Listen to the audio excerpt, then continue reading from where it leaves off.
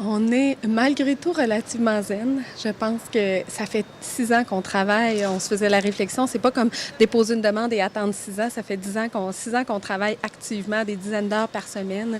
Fait qu'hier, on se faisait la réflexion qu'on est quand même, on est content. C'est une victoire ahurissante de s'être rendu jusque-là. Après ça, il y aura un jugement, il y aura d'autres choses, mais de se rendre à procès, que cette cause-là soit entendue malgré toutes les embûches. Cette partie-là, c'est une grande victoire. Donc, on est assez zen. On a hâte de présenter, de dire notre histoire, de raconter notre histoire. Beaucoup de gens ont pris la parole au lieu de nous dans le cadre juridique depuis 6 ans. Et là, ça va être aux citoyens à raconter leur histoire. Donc ça, on est très contents, très fiers. Est-ce que vous sentez que le temps, malheureusement, a fait son œuvre et les gens sont... C'est un problème un peu moins criant. On dirait que c'est moins dans l'actualité que ça l'a déjà été, la pollution qui pourrait émaner qui émane du port.